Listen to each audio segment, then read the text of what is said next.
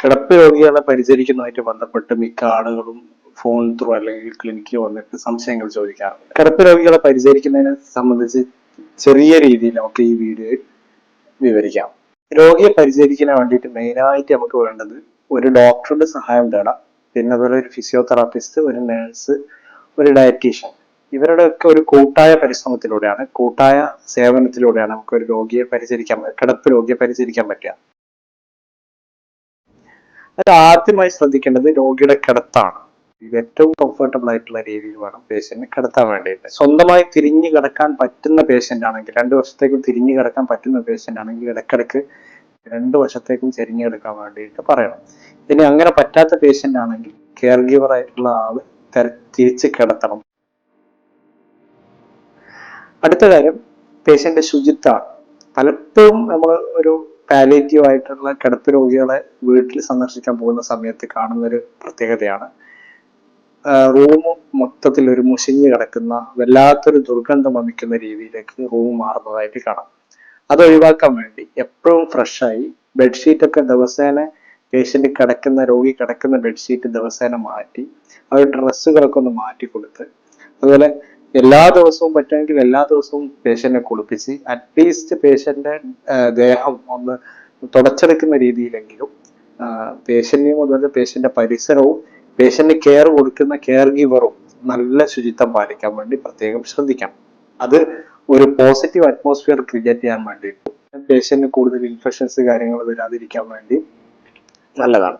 ഓരോ തവണ ഭക്ഷണം കഴിക്കുന്ന സമയത്തും പേഷ്യന്റ് നന്നായിട്ട് കഴുകി കൊടുക്കാൻ, വെള്ളം ഉപയോഗിച്ച് നന്നായിട്ട് കഴുകാൻ വേണ്ടിയിട്ട് ശ്രദ്ധിക്കണം. ഏറ്റവും ഇമ്പോർട്ടൻ്റ് ആയിട്ട് ചെയ്യേണ്ട മറ്റൊരു കാര്യമാണ്, പേഷ്യന്റ് കുളിപ്പിച്ച് കഴിഞ്ഞാൽ ഒന്ന് ഡ്രൈ ആയതിനു ശേഷം ഈ ഡ്രൈനെസ് ഒഴിവാക്കാൻ വേണ്ടി മോയ്സ്ചറൈസിങ് ക്രീം ഉപയോഗിച്ച് തുടച്ചു കൊടുക്കുന്നത് നന്നാവും.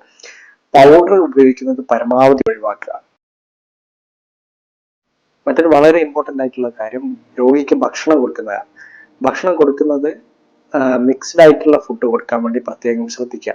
മിക്സ്ഡ് ആയിട്ടുള്ള ഭക്ഷണം തന്നെ കാർബോഹൈഡ്രേറ്റും പ്രോട്ടീനും അതുപോലെ ന്യൂട്രിയൻസും ഒക്കെ മിക്സ്ഡ് ആയിട്ടുള്ള ഭക്ഷണങ്ങൾ കൊടുക്കാൻ വേണ്ടി. വെറും കാർബോഹൈഡ്രേറ്റ് മാത്രം കൊടുത്തു കഴിഞ്ഞാൽ ശരീരത്തിന് മസിൽ വേസ്റ്റിംഗ് സംഭവിക്കാൻ സാധ്യതയുണ്ട്. മറ്റത് രോഗിയുടെ തൊലിയുടെ സംരക്ഷണമാണ്.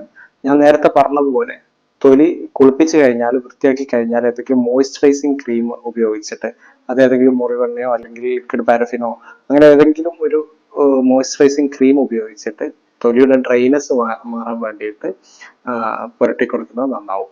അത് ബെഡ് സോർ ഒഴിവാക്കാൻ, മുതൽ ചൊറിച്ചിൽ വന്ന് പൊട്ടാതിരിക്കാനൊക്കെ വേണ്ടി അത് സഹായിക്കും.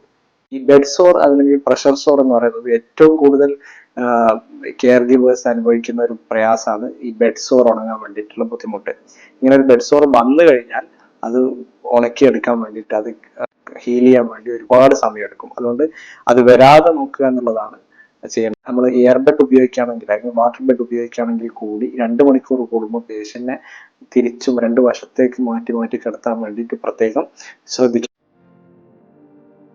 ചില പേഷ്യൻസിലൊക്കെ കിടക്കുന്ന പേഷ്യൻസിൽ ഡീപ് വെയിൻ ത്രോംബോസിസ് പോലെയുള്ള കോംപ്ലിക്കേഷൻസ് വരാൻ സാധ്യതയുണ്ട്. അത്തരം കോംപ്ലിക്കേഷൻസ് ഒഴിവാക്കാൻ, അതുപോലെ ബെഡ് സോർ ഒഴിവാക്കാനൊക്കെ കൃത്യമായിട്ടുള്ള ഇടപെടലുകൾ ഫിസിയോതെറാപ്പിസ്റ്റിന്റെ സഹായത്തോടു കൂടി ചെറിയൊരു വ്യായാമങ്ങൾ നിർദ്ദേശിക്കുന്നത് നന്നാവും.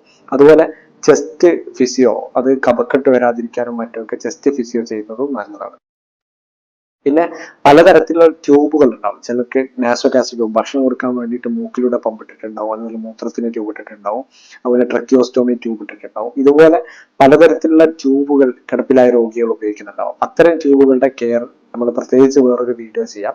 അപ്പോൾ ഓരോന്നിനും ഇത്ര സമയത്തിനുള്ളിൽ അത് മാറ്റണമെന്നും ഓരോ ട്യൂബും ഇത്ര സമയം ഇതുപോലെയാണ് വൃത്തിയാക്കേണ്ടതെന്നും ഒക്കെ ഉണ്ട്. അത് നമുക്ക് ഓരോ വീഡിയോ ആയിട്ട് പ്രത്യേകം ചെയ്യാം. ജനറലായിട്ട് രോഗികളെ പരിപാലിക്കേണ്ട രീതിയാണ് ഞാൻ ഈ വീഡിയോയിൽ പറഞ്ഞിട്ടുള്ളത്. കൂടുതൽ സംശയങ്ങൾ കമന്റ് ബോക്സിൽ മറ്റൊക്കെ ആയിട്ട് വിടുകയാണെങ്കിൽ നമുക്ക് അതിനനുസരിച്ച് ഓരോന്നിനുള്ള വീഡിയോ ചെയ്യാം. Thank you.